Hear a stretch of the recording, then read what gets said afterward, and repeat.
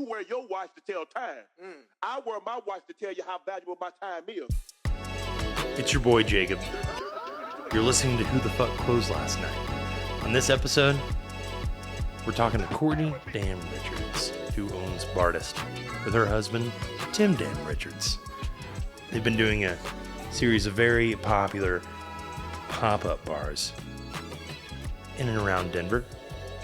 You're going to hear about that in this episode. It was really fun. This one also takes place in the L. It was our first run. We miscommunicated with Adam about the time that we were going to do our interview that you've already listened to, hopefully, on episode 2.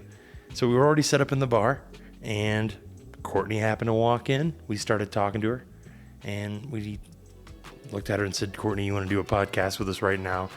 And of course, she jumped right in, and we had this amazing conversation you're about to hear right now.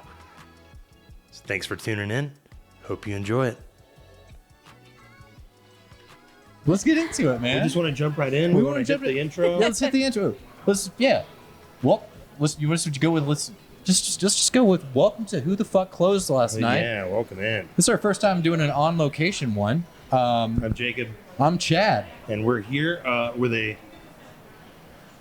friend of ours we put her on the spot to be sitting there. We're super excited. This is Courtney Dam Richards. It is. All right. Yeah. She's part of a couple duo. Yes. That's so lovely and beloved here in town. Bartist official. Yep. Bartist creative. Bartist official, yeah. Yeah. Yeah, That's the Instagram handle. So whenever this ends up online, we'll definitely be linking the shit out of it. absolutely. If we're, for all 2 followers we may end up with. Exactly. But, we had a cancellation. Yeah. But we're rolling with the punches. Yeah. So we're super stoked. We're so glad you're here. We're just going to put you in the hot seat here. And Yeah, Love man. it. Just rolled into Let's roll in, man. the Yeah, roll L, and I just kind of pop in. Heck yeah. Say what's This up. is it's idea. This is how the industry is, though. You know people, you see them all over the place. You go drink somewhere, and You're like, hey, can I pick your fucking brain? exactly. Yeah, dude. Absolutely. How did you? So, right off the bat, what got you into the industry? Why did you stay? Oh, so I originally was a beer nerd. My passion was for craft beer. Generally, I opened a lot of World of Beers. They're no longer anymore. Oh, I remember World. But essentially, it started in Tampa, Florida. Right. And I opened the one in UCF Orlando. I was a huge person when it came to craft beer, the knowledge behind all of that. It's like a 3-week process of getting hired on. You have to learn a lot more about beer, essentially all the different styles, where they're from, and then it's a very extensive training. Yeah. And so you're going through a lot of different flavor profiles, hops, malts, why they have certain rules when it comes to making beer and things like that, or what's very special about where the country it comes from and things like that. And so my beer knowledge kind of helped me more into cocktails because I learned more about these flavor profiles and what those flavor profiles brought for people, whether it be a sense of comfort or easy drinking dad beers, as we like to call it, and or celebratory style beers. Right. And I really got into craft cocktails and things like that. And it's honestly from a dive bar. I learned about having to create a menu of beer and shot specials and making a lot of Boilermaker things, or specifically mixed shots. And I was every single day we had to have a different shot of the day or a different drink of the day. And I think it helped me a lot because it really basically had to do with longevity of drinking, or am I doing this to catch a buzz, or am I actually going to enjoy when I'm drinking? So that had to do a lot more with aging process of beer and things like that, or I don't know, yeah, building cocktails, or it's just I'm creating a culinary experience, and beer is essentially liquid bread. Right. Oh yeah. Oh, absolutely. It's been, so I came from the craft beer world as well. I worked at at Alamo Draft House, but also like did like a series on breweries, and then was obsessed myself, but then also like became a beer rep, and that world's changed so much. Like World of Definitely. Beer was like one of the standards in Dallas. There were a couple restaurants like it, but it went from like all these international breweries For sure. to where now you go to even a place with 100 taps, they're all going to be like mostly American beers. Yeah. Like, and it's the styles have changed and evolved. Sure. As did the craft cocktail thing around that. Probably like what, 5-10 years after that. Yeah. So when was that? I How old were you when you started at World of Beer? When I worked at World of Beer, I was fresh 21, so it was like I feel like the explosion of craft beer and everything was like 2010, 2012. Right. And I think that, it was blowing up then, and then it was like IPA central. Oh my God. Yeah. Oh Yeah. yeah. God, I mean, I think. Yeah, I have an older brother, and like when I got my first beer, he was like, "No, dude, this has more alcohol. This will get you drunker faster." And I was like, "Wow, this tastes like shit." And he's like, "No, you'll get used to it," which I did, Yeah. of course. And then I got as far into IPAs as I possibly could handle. Yeah. Until my tongue had experienced. Yeah. Oh, more that's IBUs. they are a palate killer after a while. Oh yeah, dude, Absolutely. I You can't. know, like after a while, you can't taste any of them. And then the beer, to me, from what I saw, the beer world, the moment I saw that had gone too far, was when, I mean, the hazy thing stuck around and will always stick around. Sure. But when I saw like milkshake IPAs with like edible glitter, I was like, guys, the smoothie Yeah. beers and stuff. Yeah, it's like they're making like they're doing lacto and fermentation beers, where exactly, it's a milkshake, and Yeah. it literally tastes like food. And this is funny, is that it kind of helped evolve for me, because when it started to taste more like food, I was like, oh, okay, well, cocktails can kind of do the same thing. yeah, And so that's why I was like, okay, I think I'm going to, like, I saw it kind of like a dying market, and then that's probably why they're no longer. Yeah. But essentially, it moved into cocktails, and people were trying to experiment more with flavors, Right. and being able to create these cocktails that one taste like food, or digestives, or things like that, like sours and stuff like that. When I Right. think of sours, I think of obviously like you're getting into your daiquiri realms and stuff like that, Yeah. and your amaros and those kind of like branch off of those classic cocktails. right. So right. you left World of Beer. You went to this was in Florida. You said. Yes. Yeah, you went to a dive bar. And then- So or I it was like a originally went cocktail bar, or- so we called it a dive bar, and essentially we were Quote, attached unquote. to a liquor store. Okay. Oh wow. Which was really cool. So we shared a liquor license, and so what it was is essentially it was a very beer focused, beer nerd heavy dive bar, Yeah. where they had a lot of liquor from next door and things like that they would promote. And basically, like, if you were done at the dive bar, essentially you can go next door and buy whatever else you want to take home later. Then it evolved into just classic cocktails there, and that was the only other cocktail that we offered other than beer in a shot things, or like picklebacks, mind erasers, Yeah. that kind of thing Right, that you would get sweet. at a dive bar. And so after that, I was just like, I feel like I want to learn more about the cocktails. And so I ended up working at essentially a whiskey bar that had like over 500 different whiskeys, very pre-prohibition style drinks, where they did a lot of like craft cocktails. Like, you had to be able to, it was essentially a non-speakeasy, where you didn't Yeah. have to really give a password, but it was a hidden bar, Yeah, essentially. And we had 500 over different whiskeys, like 7 different gins, and we, like, our core menu would have maybe like 5 classics, and then a monthly ever-changing menu of 12 different cocktails that the bartenders had to come up with, essentially. And we would change it every month around a certain theme, whether it be like a movie or like fun. an artist or whatever, and like their songs would be different things, and it invoked different types of like either emotion or like a nostalgic kind of character or whatever from that movie kind of vibe. And like, it was like, if that person was essentially, we had like a mystery men menu. So we would have like certain cocktails named after different mystery men, and like, what would that mystery man drink? Okay. That's cool. Was this Yeah. one of those more like we were talking a little earlier like these like buttoned up, kind of like Yes. everyone is like a mixologist, and Yes. they're all like And- clean cut and Yes. like wearing the aprons and all that. Absolutely. shit. And it was like primo, and I felt like that I felt like somebody, but it was very almost like dwindling on my soul because I felt like I can't be myself. I have to be this persona. Yeah, you have to Right. fit into this mold of the Sure. bartender. Yeah, absolutely. Yeah. And it was. I feel like it did help elevate my career. And I met like some really cool people, Yeah. and we introduced a lot of people. But at the same time, it's just like after I leave that place, I don't want to be drinking like cocktails like that anymore. I want to go to have like a beer and a shot and actually like really enjoy just the like downtime and being able to wind down and yeah. Yeah, absolutely. You know, I think because I think a lot of that was inspired when I got into craft cocktails. It was like my buddy who had shifted from like a college dive bar to like learning craft cocktails, and it was around the time of and I think a lot of it came from this around the time of Mad Men the show. Yeah. Which like inspired like, oh, let's go back to that button-up style of like a speakeasy, and he was taking me places like that, and I was like I thought it was really cool. Sure.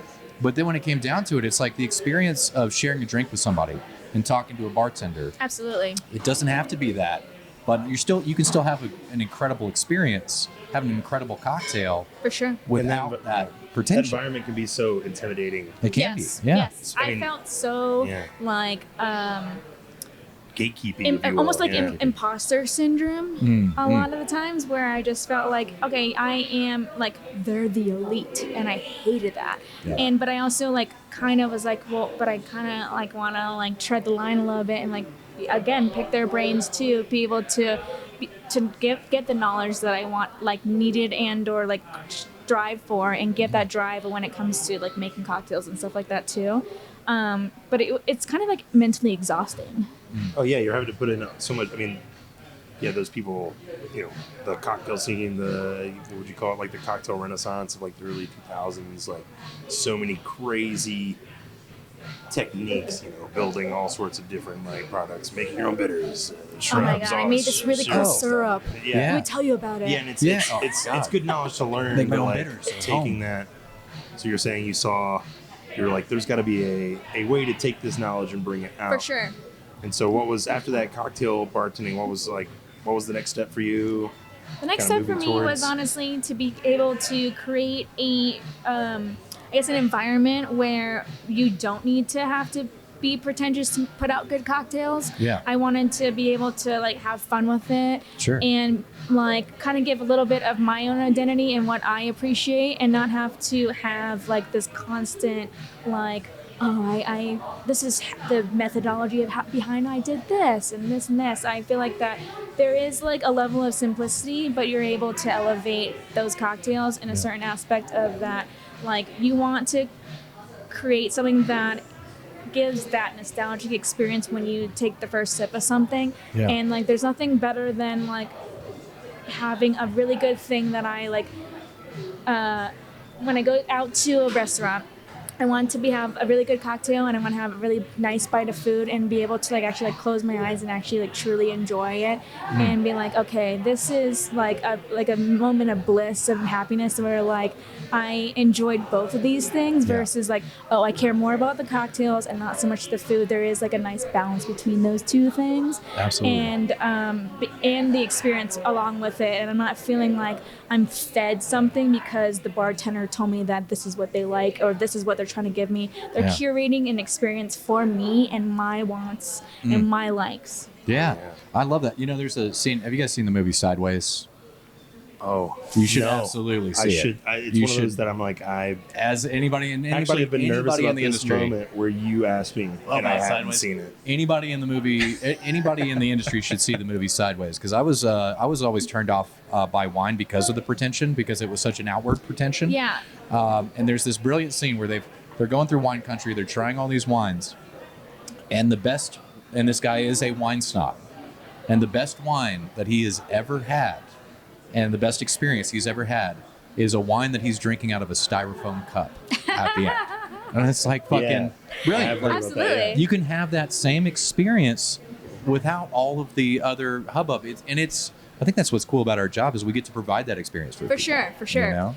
It's funny because when you Styrofoam Cutlery like sold me, so obviously Red Solo Cup. Come Hello. on. Yeah. So like every time we do like some of our pop-ups and things like that, our welcome drink is served in a solo cup because I literally was like, there's no frills, no bullshit, but like you're having something presented to you immediately when you walk in the door. Yeah. But it could the cocktail could knock your socks off, but I'm trying to alleviate some of the pretension behind it because it's like this is a solo cup, and when I say by solo cup is like I think that gives me a sense of like I'm at a house party right now, and this host is giving me this gift of like, hey, welcome to my house. Just like going to your homie's house and they pour you whatever, and you're like, hell yeah, like we're comfortable. Yeah. And I don't want to like create like this. I want like I'm giving you a sense of like my home and myself to you, and I'm saying like I appreciate you. Welcome, thank you, without the pretension of this beautiful crystal coupe glass or whatever. Oh, it's also amazing because like if your goal is to give. Sorry, we're gonna cut and because I want to get right into how you got into the pop-up bar. Yeah, we got 2 minutes left on it, so like we'll just cut. We can. You want to leave a recording and we can just pop right back in. Yeah, cool. Let's do it. Nice.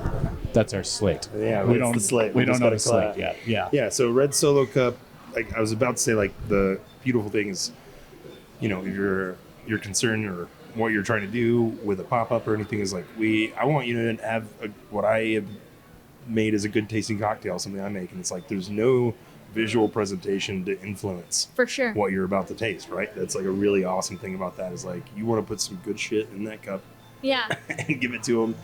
And so that they're like, also, not only is it that cozy, comfortable thing, but like, it's like a punch bowl. Yeah. So like, I mean, most punch bowls like have to be served, I feel like, in a plastic cup of some sort. Sure. But yeah, there's something about the Red Solo Cup is like such a like nostalgic presence behind it, and like going from my days again, like working at World of Beer or whatever, like going to like that World of Beer was in such a college town, like frat party vibe. And I think that I kind of like, there's a sense of appreciation for that because it's just like when you're invited to like that kind of party, it's like, okay, this person is not like just nobody. Like you want that person to kind of be there and you just want to show them, but then you kind of run off later and be like, okay, I gotta go and I gotta be a host right now, but I'm telling you right now that I love you, I appreciate you being here, I hope you get home safe, we have a good time tonight, and then leave it that way. And so when it comes to like the pop-ups, like we always have a welcome drink no matter what. A lot of it is included in like, and we call it a ticket price.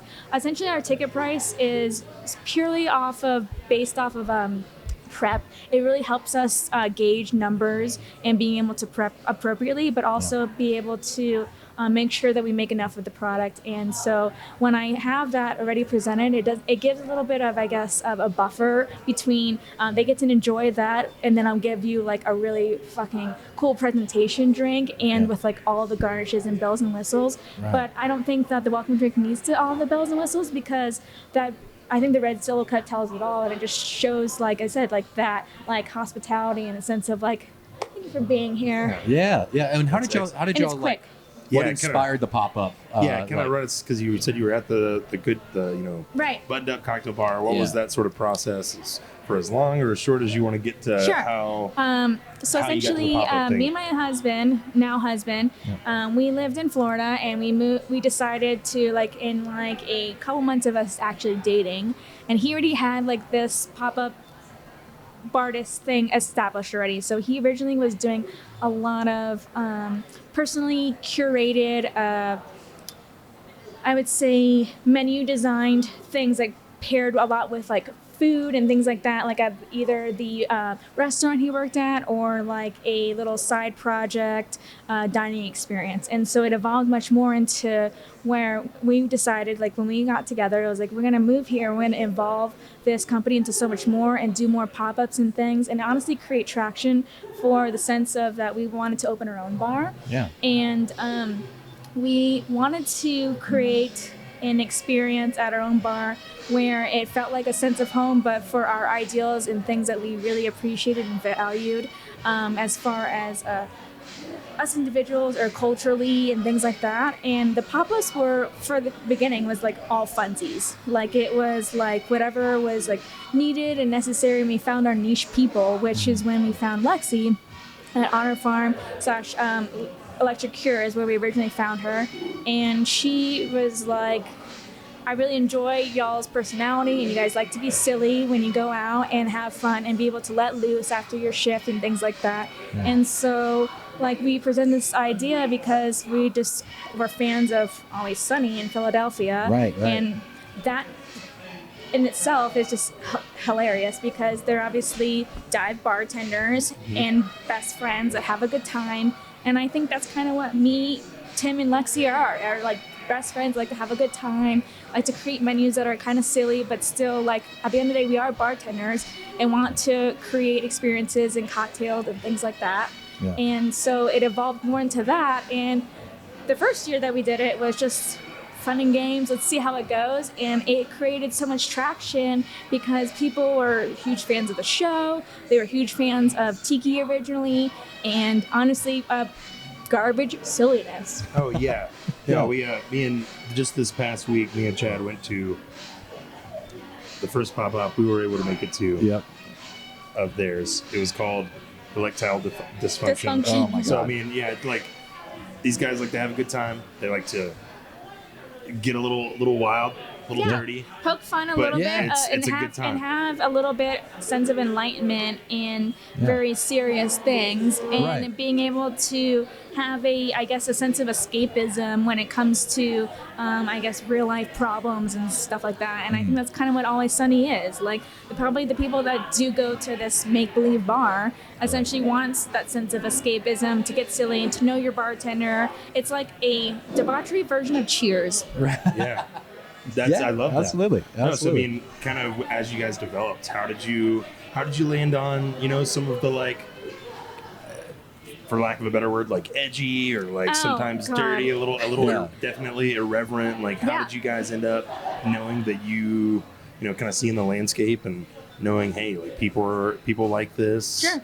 I think it has to do a lot with Denver and the community. Like, the saying is, when you first drive into Denver, Colorado, is keep Colorado weird. And we like to be weird. And we like to kind of push the envelope a little bit, but also create like an oasis for people, like the LGBTQIA community. And like being able to like, tell, I hate to say lack of a better word because I always like to kind of joke, the word normie.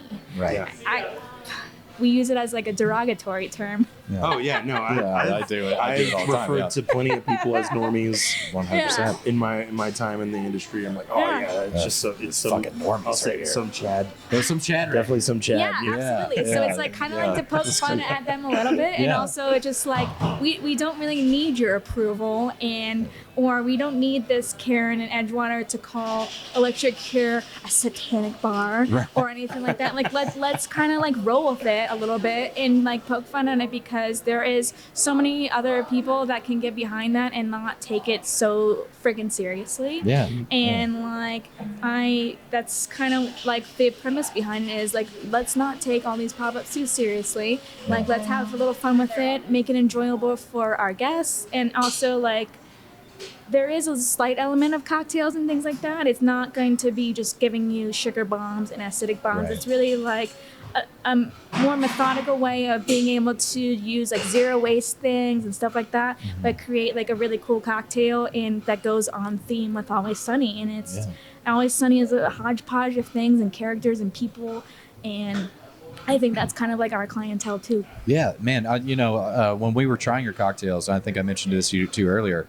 Like, when I read some of the descriptions, I was like, oh, this seems like a pretty simple cocktail. And then when I tried it, I was like, you guys have such an understanding of the flavors you're going with. Sure. That you're able to use stuff that like may seem simple, but you're able to use it in a complex way. So I think that Lexi likes to, and I love this about her so much, she has like this brain of where she wants to make the most coolest menus I've ever seen. And when it comes to the graphics and things like that, but she likes to simplify it on the menu, because why should we dilute the information to the guests that it is unreadable? Like, what the fuck is that? Right? And maybe the nerds that want to know later that can ask questions about it, but I just want to make it simple as possible. I want to make sure that they know that there is an allergy or dietary restriction in there, and then go from there. And if they want to know more about this milk punch, then they can fucking ask us. I actually ended up, I had that exact conversation with some of my coworkers the other day, because we were just talking about like how things look on menus. And I work at like a Greek restaurant, and there's this Greek tree resin liqueur called Mastika or Mastika. I'm like, what the fuck is that? Yeah, but like you put that on there, it's like you feel like, ooh, I don't know what that is. Do I need to Google it? Can I have my phone out in this place? What's the right? But if you put like pine liqueur, people understand the word liqueur. They know the word pine. Yeah, that gets them. Or you could put like tree resin. Like you put what it is, or even like what the flavor is. You could say like herbal liqueur, like whatever gets the point across to the most casual drinker. For sure. That it kind of plays into that whole thing of removing that stigma. Absolutely, removing that stigma. Like you want to be more approachable and readable to guests. Like, I don't want to give you a bunch of confusing ingredients and ways that I made this syrup or I made this thing. Like, I want it to be like, and I said again, I'm gonna say the word again. I want to appeal to normies. I want to give it to the average Joe and be able for them to understand the menu, and they know what they're getting. And then if they would like to know more, then please come talk to me. I am welcome to it. Yeah, that's amazing. That's amazing. There's something like, because I love the fact that I was having a conversation with a brewer once, and he was going deep into like the molecular changes and like all the chemistry. And as he had all that knowledge of it that he like shared, and then at the end of it, he was like, "But dude, in the end, I'm just making beer and having fun." Right. And I think that's the same thing. It's like all the knowledge you've gained. Like, I'll dive into that, but when it comes down to it, what am I here for? Like, what is my job? Give you a good drink and make sure you're having fun, man. Absolutely. If you want to buy a second one, maybe a third. Exactly. Yeah. And at that point, it's creating the experience itself. And I always joke, I was like, I'm the machine, and my husband is the personality hire. Yeah. He's the pretty bird. He is the schmoozer. I was like, most bars need is a machine, the clown, and the schmoozer. And sometimes the clown and the schmoozer are the same, and then the machine and the schmoozer could be the same. Because like you at the end of the day, you are trying to sell something. You're trying to not maybe sell yourself and or like experience or my personality. I'm trying to get you to come back again. Right. And I think that the bar needs all those three things. Yeah. Dude, that's amazing. I've never heard that description, but you know, like you're on stage. Yeah. And you need that cast of characters. Absolutely. You know, you need that wild card sometimes too, you know? Yeah. And I mean, sometimes, not every group has to have a wild card. I mean, sometimes the machine can turn into these things. It's just at the end of the day, like you guys were like, I want to talk to you, and I'm like, well, I'm normally the machine, but I could be like kind of the schmoozer today, and like I can talk to you. I can be the face. Yeah, so you can shift between roles sometimes, depending on the. You gotta have a little bit of all of it, you know. I mean, just like you're mentioning, you know, you guys are using a culinary approach. I mean, I don't think you guys have told me directly. We were like, like Courtney and Tim, they both have their families have these rich culinary backgrounds that they like to include in some of their approaches and their thought processes. I mean, part of it, kind of. Yeah, it's funny. Maybe they were building a story for me that you don't identify with, but that's people say great things about you guys. You're well loved in the community. I mean, say that. I say that. It's funny because when I originally wanted to get into hospitality, like everyone asks you why are you in hospitality or how did you get here? And honestly, I had to do a lot with my dad. My dad actually. Growing up, he made amazing food. My dad is a Vietnamese, and he made amazing food. He's all about family and authenticity and things like that. But he threw some really great parties, and it's just funny because basically the parties and like people that come to it is he will cook all day long, and then he'll later sit back and relax and don't do anything. He won't eat any food or anything. It's just it's wild to me, that level of hospitality there. But at the same time, his like day job was my dad sold frozen drink mixes. He was like the original person that came behind essentially your Vitamix and the frozen drink like daiquiris and strawberry daiquiris and stuff like that. But my dad, being Vietnamese, he has Asian flush, so he actually didn't drink at all.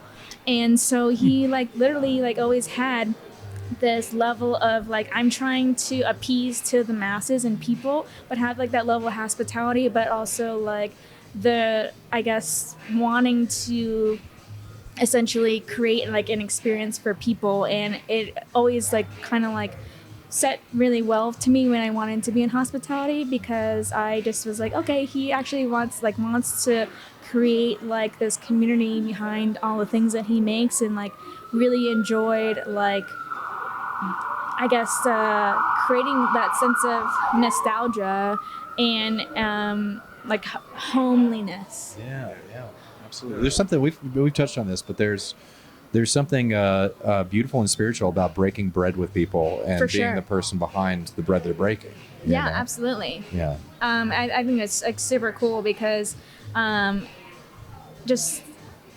think that he just like saw a different sense, and it really like stuck with me for a long time.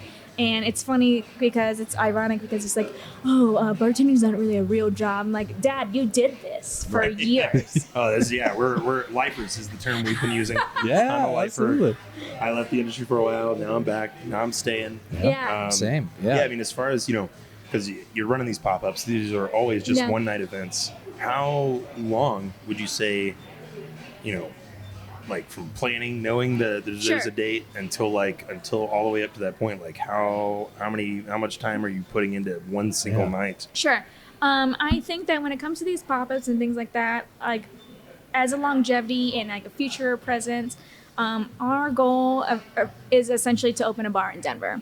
And the pop-ups, like I said, have always been for funsies and things like that, but it's also to gain traction and be able to have like this sense of community that is behind us. Yeah. And that is really going to be like the driving force for all these things. And we're going to continue to do all these Always Sunny pop-ups, but we're also going to branch off more into things that like are near and dear to our hearts and our cultures and things like that. That's amazing. So you view it as more of like you have this running project and these pop-ups are coming up. So is it like, obviously you're probably utilizing some of the same you were mentioning that earlier, I think, like sometimes the ingredients Yeah, flow into absolutely. other There's always going to be a but- cross utilization of ingredients and things like that. There is going to be like a running theme of all these things. The big things that are very valuable to us is sustainability and cross utilization of ingredients, and being able to use these things, whether it be in the kitchen or in cocktails and things like that. So when it comes to further along the line, when it comes to our actual bar that we would like to open, we want to work very exclusively with our kitchen and be able to use the same ingredients, and there is like zero waste possible. Wow, that's huge, because that's we were on one of our previous podcasts, we were talking about things that put restaurants in danger of closing, and the menu is like one of the top ones. Yeah, where if like their menu's too big, profit margin is like so high, or like their food waste is so high, and I don't want to do that. Absolutely. And you gotta work like close together with the kitchen. So I like to call it the Bitchen. It's the bar kitchen. Like, that's amazing, man. Yeah, that's amazing. That's sick. Oh, that's so cool. So when you guys are, let's say if you had, next Thursday, or what would that process look like? Have you guys already like banked out months out ahead, like ideas, and you just execute, or is it like a big crunch time, the few days going into it? Or? It's funny when so obviously the name of the Who Closed Last Night. Yeah. My brain is constantly working. I literally do not know how to turn it off. My husband is literally the workaholic. He is the epitome of a Capricorn that does not know when to stop and chill. And I like revel in like harmonying and like relaxing. I am a Taurus. I like the finest things of life, like good drinks, good food, and chilling out. But at the same time, like my brain always goes. So like we are at completely opposite schedules. Like he but his brain works best in the mornings, and my brain works when I have insomnia. Yeah. And it really does like have like a really good balance between us. And so when it comes to further down the line, like we're constantly doing stuff. I will not feel fulfilled in my life if I'm not doing one pop-up a month. Right now we've had 2, maybe 3 a month. It's a little overwhelming sometimes, but I wouldn't see it any other way. Like I don't like, we're constantly evolving. We constantly want, like, we have this force that like we want to do this, and like our mind is set out there, and like I would like to be able to create a place for the bar community to come to and let a little loose, honestly. Yeah. And that's what the pop-ups were for. It's like to have a little fun and like literally like unwind and chill, because the life that we live in right now is like things can get so constant. chaos, things Everything's get so changing serious. every day. Yeah. It's easy to get lost in the void. For sure. You know, I mean, that also touches on like how you're maintaining your work-life balance, like For sure. reminding yourself that like this is not my identity, that this is not the only thing that's happening in my life. You know. Yeah. That's a big part of working in this industry, right? Like Absolutely. Where you can be at work, or you can be. Oh, sorry, guys. Oh, do we need to stop? We need to stop and then restart. Sorry. How embarrassing. It's okay. No, it's Sorry. totally Yeah, amazing. Yeah. So just you touched on work-life balance. And Sure. Obviously, you and your husband, and you said Lexi. I don't think I've ever met Lexi, but that makes up Bartist. Is that correct at this point? So or she's the Lexi, we call her the trifecta of the, I guess you would say, women-owned tiki these days, because she has Electric Cure, she has Honor Farm, and she has Hell or High Water Tiki.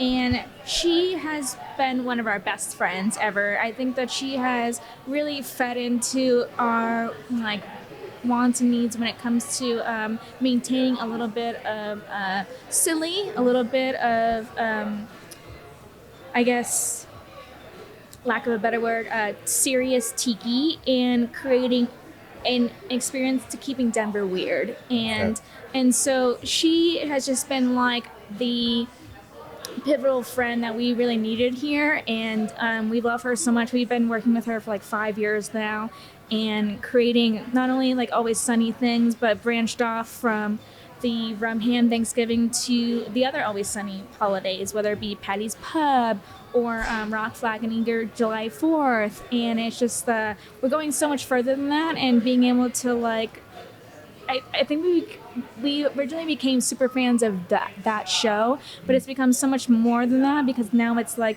branching more into the silly and the idiocracy when it comes to the erectile dysfunction and things like that. And like I said, just becoming a destination bar to be able to experience like, hey, if you want to have fun on a normally slow night at like Monday, Tuesday there, like we can have like a little fun to create like your conglomerate of a week, because most industry people are off on Monday, Tuesday. Yeah.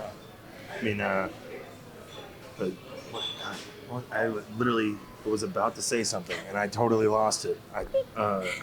Whatever. That's okay. That's okay. Yeah. No, I mean, I really love it.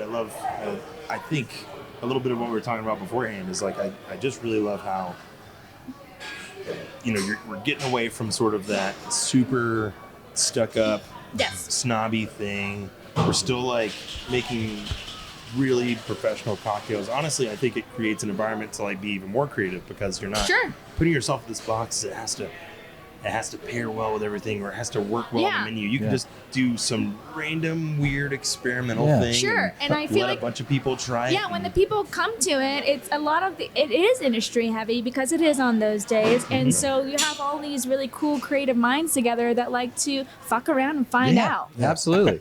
Yeah. It also seems like you guys can swing for the fences and purposely sometimes do something that somebody knows that when they drink it, they're not going to like it, but it's going to be funny. Yes, like the absolutely. That is really the main goal, honestly, is because I want you to have a good time. Right. I want you to laugh at this ridiculous garnish, and like, it's not has to be like the most best cocktail you've ever had in your life. Right. I want you to like giggle at it a little bit.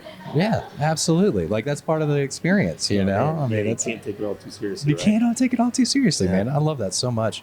When's your tell us about your next one coming up? Our next one coming up is, we call it Blackout Wednesday.